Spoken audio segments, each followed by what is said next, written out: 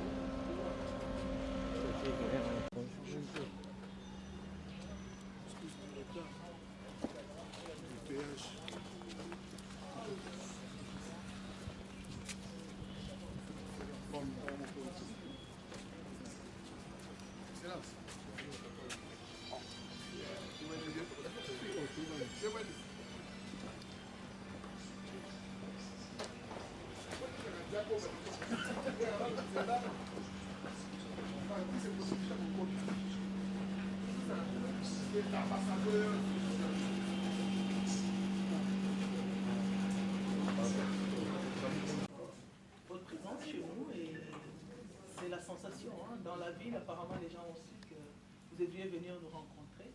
Ça fait la chaleur, ça fait vraiment la fierté. Quand l'ambassadeur vient rencontrer le ministre des tutelles, ça montre que le travail a commencé. Et donc, sentez-vous à la maison. Comme vous avez vu, madame, vous avez toute ma considération, tout mon respect. Et je ne sais pas faire quoi que ce soit en tant que porte-étendard de la culture de notre pays à l'étranger, sans venir vous faire part de la chose. Je suis très touché parce que nous avons tous suivi le fort et depuis qu'il a accédé au pouvoir, a les soucis de ramener le culturel et la culture au centre de toute chose. Ça nous donne beaucoup d'élan et ça nous amène à réfléchir l'avenir de notre pays, beaucoup plus de la culture, parce que au moins dans la culture, c'est l'inspiration, c'est la liberté de l'émotion, et ça permet à donner l'essence à la vie et d'orienter désormais l'éthique et la manière dont les gens doivent se comporter. Encore que c'est question de notre identité, on a besoin d'avoir des personnes capables de véhiculer ceci, et je sais que ça a été un choix judicieux qui est des chefs de l'État vous donne cela. Ce n'est pas un privilège et une faveur. Et là-bas, je voulais insister, c'est une responsabilité. Et donc, quand on vous donne une responsabilité culturelle, donc c'est-à-dire que vous devez être à l'œuvre. Vous travaillez tout le temps pour vous en tant qu'artiste Koffi Olomide, que les grands, les écrivains et beaucoup d'autres artistes ont appelé l'homme des idées. Je ne sais pas si vous connaissez cela. Vous avez été appelé par beaucoup de gens l'homme des idées et Koffi Olomide, l'homme des idées. Et donc, nous allons devoir rester pour parler un peu de notre agenda. Et nous remercions peut-être les gens de la presse. Nous leur demandons de nous laisser, parce que nous voulons le parler vraiment en termes politiques. Et nous avons besoin de nous sentir vraiment en sécurité et en intimité. Parce que c'est très important qu'on se fasse comme ça. Merci pour votre participation. Laissez-nous le temps de travail. Merci beaucoup.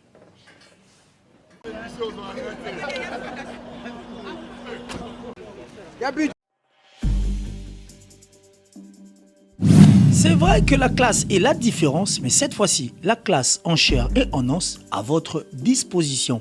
Et c'est là à travers le Flat Hotel Tenasia. Le Flat Hotel Tenasia met à votre disposition des appartements équipés de chambres et suites avec un confort moderne.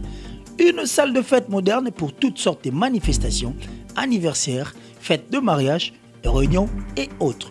Pour ceux qui adorent la restauration, il y a un restaurant VIP à votre disposition. Un nightclub pour les amoureux de l'ambiance responsable. Un service traiteur de renom. Et pour ceux qui adorent rouler en sécurité et en luxure, le Flat Hotel Tenasia met pour vous une location des véhicules des marques.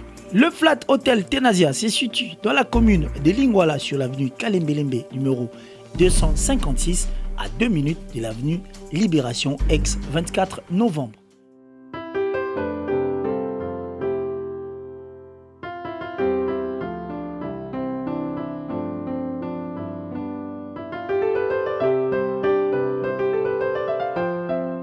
Le Flat Hotel Tenasia, la classe, la sécurité, l'assurance en chair et en os. De la culture congolaise désormais dans mon bureau. Il est un opérateur culturel et tout devait partir d'ici. Et voilà que c'est le départ. Il a été honoré par le chef de l'État et le chef de l'État nous a chargé de le recevoir et de lui parler un peu de notre plan stratégique et de définir avec lui les actions pour que son titre aujourd'hui puisse rayonner, qu'il puisse faire rayonner la culture congolaise. Alors c'est vraiment un honneur pour moi de les recevoir et nous avons discuté longuement du fond de charge qu'il porte parce qu'il est ambassadeur de la culture congolaise, pas seulement ambassadeur musicien, mais ambassadeur de la culture congolaise. Il représente toute la culture, c'est une responsabilité qu'il a et il a toutes les capacités et tous les atouts pour réaliser cette tâche avec bravoure. Si aujourd'hui vous êtes ministre de la Culture et que vous êtes en face des artistes et musiciens qui sont primés ou gratifiés par les chefs de l'État, qu'est-ce que ça vous fait exactement, vous qui êtes en tête de ces ministères? Je suis ému d'abord et puis je me dis que j'ai des acteurs qui doivent m'aider à rendre effectif le programme du gouvernement et la vision du chef de l'État. Et quand les gens sont primés, ils sont nommés par les chefs de l'État, ils sont chargés. Ils ont la responsabilité. Donc nous devons partir du programme du gouvernement et des axes qui ont été établis et qui ont été tracés et voir quel est le rôle de tout un chacun et comment chacun doit contribuer à ce que nous puissions contribuer tous à l'érection de l'édifice. Excellence Koffi Olomide, on vous a reçu par Madame la Ministre. D'abord un mot par rapport à cette réception. Oui, j'ai été honoré d'être reçu par la patronne de la culture de notre pays, qui est une dame plus que charmante, très gentille, très sympa. Elle est très, très au courant de ce qui se passe. Et j'ai été rassuré de rencontrer la ministre de tutelle de cette trempe-là. Elle m'a fait voir ma responsabilité, la charge qui est la mienne aujourd'hui. Et je lui ai dit comme ça d'emblée quelques idées, quelques pistes qui sont les miennes. Par exemple, moi j'ai pensé à ce qu'on s'intéresse un peu plus à la jeunesse et aux artistes. Par exemple, il n'y a pas une espèce de QG de la culture. J'aimerais qu'au Congo, il y ait un QG, à défaut de dire une maison de la culture, un centre culturel immense. Moi, je préfère le mot QG de la culture, où les jeunes gens pouvaient venir apprendre différemment de l'Académie des Beaux-Arts, venir apprendre la peinture, la sculpture, le cinéma, la musique, la danse. J'oublie d'autres secteurs, qu'on me pardonne. Et pour ce faire, j'ai aussi pensé à ce que ce serait bien qu'ensemble, avec un représentant de chaque domaine de la culture de notre pays, par exemple la danse, la sculpture, le théâtre, le cinéma, la mode, elle a parlé de notre égérie Didi Stone, qui est déjà d'office, d'après elle, comme une espèce d'ambassadeur de la mode pour notre pays.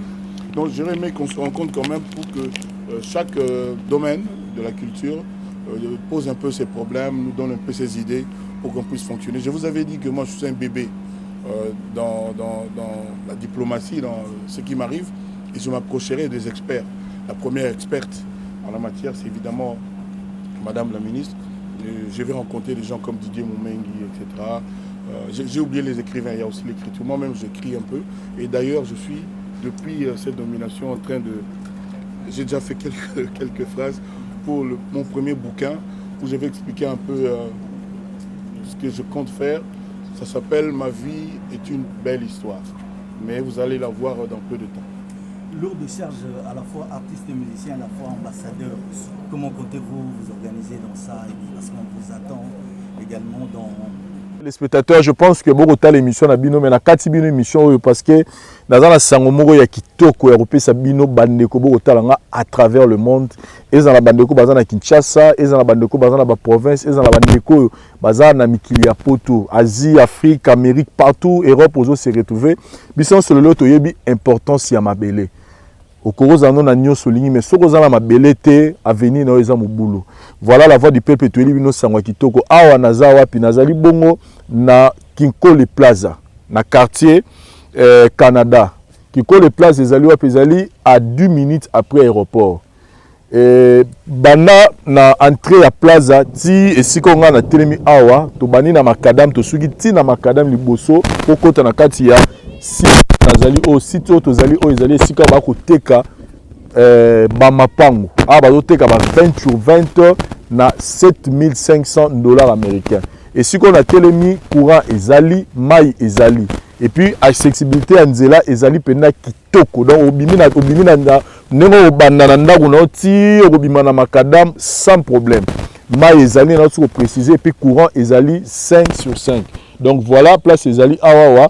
Hâtez-vous parce que tous à 9 hectares et déjà avant la banara émission déjà tous même na batu ba hôtel déjà bazana pour ça ba somba donc hâtez-vous parce que place oyo normalement plus haut côté ka za plus haut côté ka mabonte donc kiti si prix par rapport à endroit tous allez donc boya ko soma mapa on a bino awa na Kinkole Plaza plus précisément la quartier Canada na $7,500 américains oza na lopango na pour tout contact bo benga na numéro na ngai moko Vincent bozwa ngai directement pour na ko sunga bino bozwa mapango na bino awa na kati ya Kinkole Plaza na quartier Canada. Donc bon contacter ngai sans problème donc mikana makambutu eza déjà makambutu eza pena bien assis pour que yondo goto talanga ozwa lopango na yo awa na kati ya Kinkole Plaza. Merci. Dans les activités courantes. Mais voilà, aujourd'hui je suis ici. J'aurais pu être à Saint-James, à 5 sur 5 en répétition, mais je suis chez notre ministre de tutelle. Donc oui, je m'organise. Je vous avais dit, je suis un bébé, je vais commencer par écouter, apprendre les rudiments de la diplomatie, et puis je vais fonctionner. Donc j'ai mes petites idées quand même. Mais ma tâche première, c'est toujours porter haut l'étendard de la culture, complètement mon élément, mon rayon, c'est la musique. Maintenant, je ne veux pas ne fonctionner que pour la musique, pour les musiciens. Je sais que la culture comprend tous les autres départements, d'autres catégories dont j'ai parlé tout à l'heure. Merci beaucoup. Merci à vous. Je voulais lui remettre les axes stratégiques du gouvernement et les attributions que le chef de l'État a définies pour nous. Nous avons discuté suffisamment et longuement sur ça. Je sais qu'il va aller les insérer dans le bouquin qu'il est en train de préparer déjà. Et d'emblée, je lui souhaite vraiment un bon vent et beaucoup de détermination et d'engagement pour cette responsabilité qu'il a désormais à définir et à engager. Madame, merci, je suis honoré. Voilà, donc ça c'est les axes du gouvernement. Ouais. Je vais prendre connaissance de ça, je vais découvrir et puis on verra bien. Tombola. Voilà, Madame Yomo Tombola. Voilà. C'est ça, je ne sais pas s'il faut peut-être... Si on a la tomboli photo, on a sauté à l'accès du passeport. Voilà, c'est ça, donc c'est le ministère qui définit, évidemment, bien évidemment, nous partons du programme du gouvernement et de la vision du chef de l'État pour venir sur nos axes, nos attributions, les attributions que le chef de l'État a définies et tout ce que nous allons faire ne doit que rester dans ces axes-là parce que nous devons, chacun doit garder sa bande, nous devons rester sur notre bande. Exactement. Voilà. Pour battre le record, il faut garder sa bande. Voilà. D'abord, madame, pour nos amis des Lingala. Parce que voilà, les Lingala, je ne parle pas, je vais seulement dire que c'est pas le mingi, quand il y a un Kofi dans le bureau Nabiso, président a nommé déjà ambassadeur culturel. Donc, Boyebiye Mingi, ambassadeur de la musique congolaise, mais aujourd'hui, Rofi a commis ambassadeur de la culture congolaise. Donc, à Kobanda Kolobela, Makambo musique, mais Makambo sur la culture. Au Italie culture, ceux qui sont à musée, ceux qui sont à écrivain, ceux qui sont à Makambo à danse, Makambo à même affaires traditionnelles, nous sommes tout Kofi à Kolobelango, puis à développer un projet, un programme avec le ministère pour que les choses aillent de l'avant. Développer, détecter le talent, promouvoir la culture, voilà ce que nous attendons. Voilà, c'est la petite chose que je connais à Lingala. Qu'est-ce qu'il faut la présence est-ce qu'il faut présenter Mboka dans le séminaire culturel en tant qu'ambassadeur culturel? Bon, nous avons décidé de nous sauter. Nous avons continué à la culture, donc toujours tout le solo là, il n'y a pas de problème. Tout le monde est organisé. D'accord. Il y a beaucoup de Congolais qui ont la culture. Culture est essentielle pour l'existence de Mboka. Mboka, culture est bébé, ils ont raté. Les Mboka qui ne sont pas perdus. La culture, il faut d'abord penser à la jeunesse, aux enfants. Il faut que les enfants soient pris en charge beaucoup plus que ce n'est le cas aujourd'hui, je l'ai toujours dit. J'ai parlé tout à l'heure de QG de la culture, c'est-à-dire formé parce que sur basali yango bana mingi to mona na banzela ba o ke na pe ngai ba robina na ba boyemba na ba boye comédie etc. kokoma etc. Donc ba piste c'est dans le belé mais ngai dès nga di bosso c'est la jeunesse de mon pays qui doit être prise en charge mieux que ce n'est le cas aujourd'hui. Et dans le bien devant le ministre, c'est-à-dire devant le gouvernement, c'est-à-dire devant le président, nous avons appelé ça une responsabilité. Je pense que quelque chose va se passer. On ne va pas tout finir ici, tout dire ici, mais moi, parce que vous savez, puis madame, moi, j'ai un grand crâne. Merci beaucoup. Alors, merci beaucoup. Au revoir, Kofi.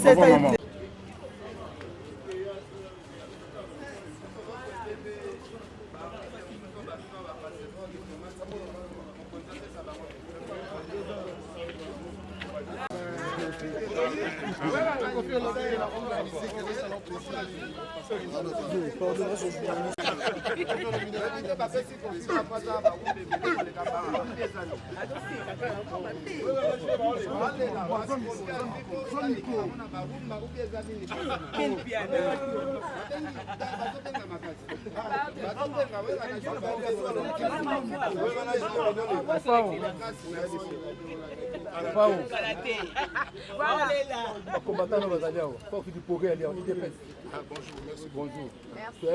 Toi, rendez-vous dans IGF, Pas au combattant na yo merci beaucoup. Yo le tira au lait. Maintenant on va jaloux yo quel président. Merci président. Merci président. Pas là pas.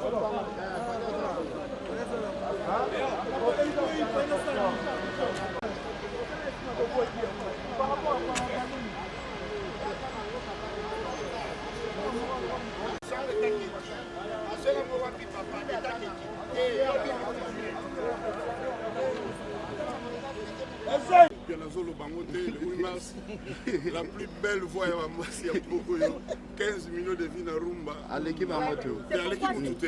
T'es na koyemba. Na ba basi ba.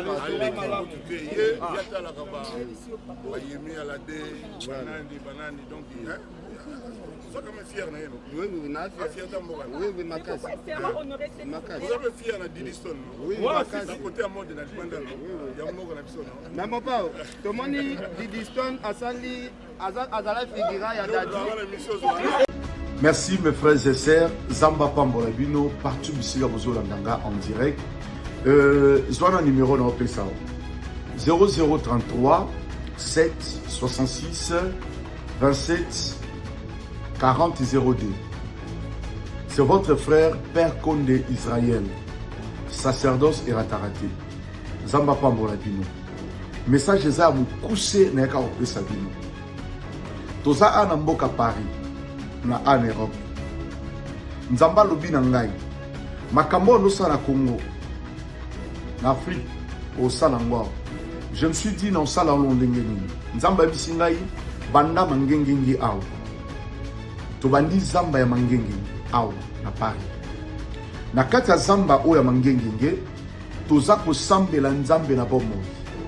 Na moni na kati ya hiver bat bazota de part et d'autre bazo ana zamba bazo bika bazo ba délivrance impossible na eko comprendre nzambo lobelenga aza nzambe ya bomoy nzambe ya dina bala nzambe ya papa nanga apôtre Bolia oya bondela pona ngai na moni makambo zo salama ana Paris tozo forcer le côté bat ba bika bazo ba délivrance yango na eko ebisa yo kan ngo zo landanga soki nzambe yo meka kufa na bondeli yo na kombo na Yesu 2022 meka na nzambe na ngai zwa numéro wana kana pisio meka na nzambe na ngai na ebisio ezali kambu ya tikota nazomona ba guérison ba délivrance ba femme stérile ba ozwa zemi ba cancer ezolimwa ba trouble ezolongwa force mal ezol disparaître.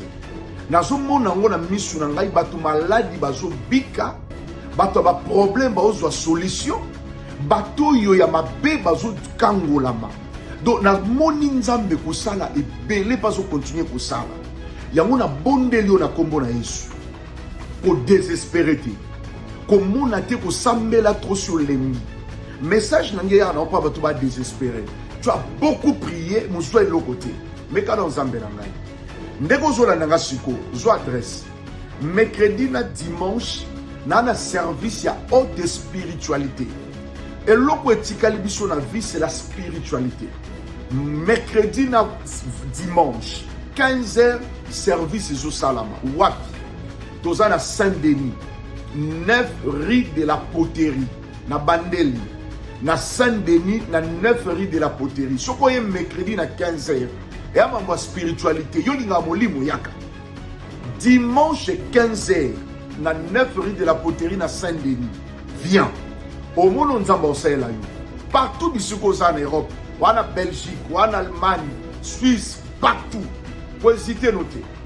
Zamba oyo to bondela, miracle zo sala ba tellement belé, ce que toi ba besoin na Saint-Denis, ils viennent témoigner. Jusqu'aux invités na nga dimanche. Quand nous sommes invité à dimanche, 15h juste, yaka na libotana. Mon maladie est impossible. Nous avons possible. Au moni ndenge ba condamné yo, condamnation ezo longwa. Na bi dimanche o eza pona yo. Et yo kapona sukisa. Siloé 2022 yango yi. Eza na mois de juin. Mais mois de juin le 11, les gens viendront témoigner.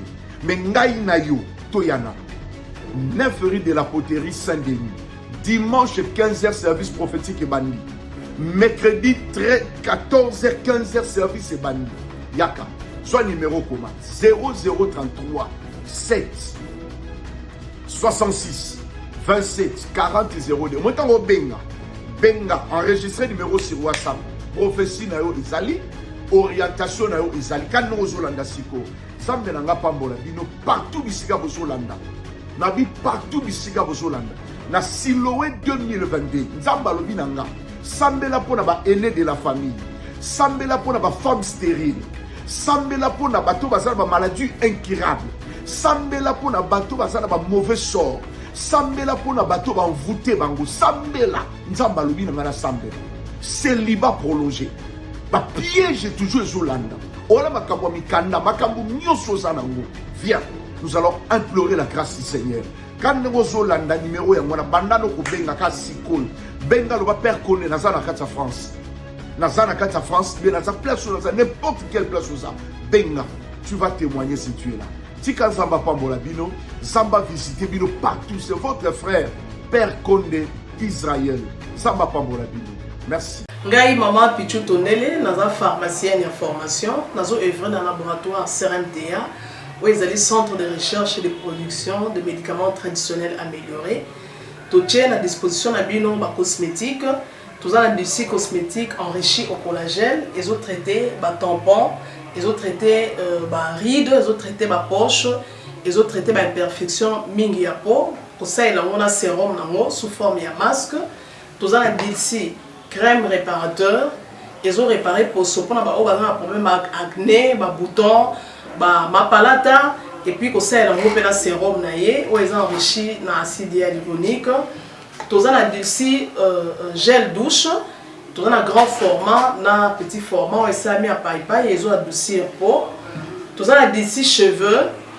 Oyo ezo kolisa suki ba cheveux abîmés ba suki oyo ezo kata na pamba ba suki eza na ba teinte ezo bongisa ngo ezo retarder repousse ya ba cheveux blancs osala nango na huile nango na bain d'huile toza na crème pommade toza na savon oyo ezo accompagner gamme ya ba cosmétique nyonso toza pe na ba médicaments na kati ya laboratoire CRMTA, tous na pommade Diazolex, ils allaient pommade antidouleur, ils ont traité toute forme de douleur, même la douleur rhumatismale, ma colokovimba, ils ont traité en haut.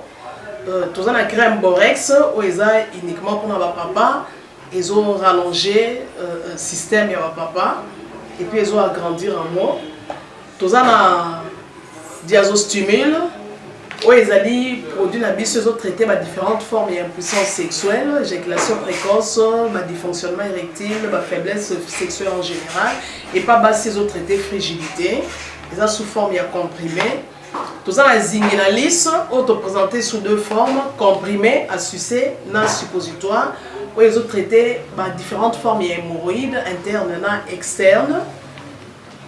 Tout ça, la méamycine, où ils ont traité la levure. Tout ce qui est amibe, tout ce qui est maladie, kyste, il y a amibe, ils ont traité en eau sous forme de comprimé dans le sirop. Tout ça, la crème méamycine, où ils ont traité tout ce qui est maladie à peau. Genre des maladies à PC, mycose, c'est là qu'il y a mibali, surtout, ils ont là, tout, maladie, l'auto, méamycine, crème, ils ont traité en eau. Tout ça, la allium. Allium, ils ont traité toute forme, il y a hypertension, ils ont normalisé tension, ceux qui tension est mataga, qui est normalisé, ceux qui est ramati, à normalisé, et ça à partir de aïe. Tout ça, la menga, ils ont produit anti-anémique, bateau bazara connaissera problème et anémie, quelle que soit l'origine nango, menga, ils ont remonté, ils ont tonifié un peu, ils ont plus samakasi énergie dans les autres. Voilà, ils ont gamme de produits CRMTA, laboratoire où ils ont travaillé essentiellement dans les phytomédicaments, dans les plantes médicinales. Donc, nous avons tous les produits au moment de l'Ibosso et ça a mis à partir de l'anxiété et à bon Congo. À part qui si on a si côté la bino, tous les maladies qui sont autotraités, tous les préparation personnalisée. Dans le cas de myome, par exemple, c'est une préparation mon corps et permettre de réduire la dimension de myome pour faciliter le robota. Tout le monde qui s'est peut se rappeler, tout le monde voilà tout traitera en couple. Et contact Nabiso, na Kinshasa, ils ont plus 243 81 83 13 322 plus 243 81 83 13 322 plus 243 89 89 33 855 et Nalibanda, tous en a plus 1 514 329 12 56 plus 1 438 765 64 73. wana eza ba numéro ya contact na biso bandeko bakobenga libanda na ka ba maladie songolo pakala maladie oyo ba tene tondante oyo esalaka ke moto abima ba mafina na mutu to traitaka yango mpe donc kocontacte biso opposer problème na yo tokoyeba plante nini oyo ekozwa solution na problème na yo.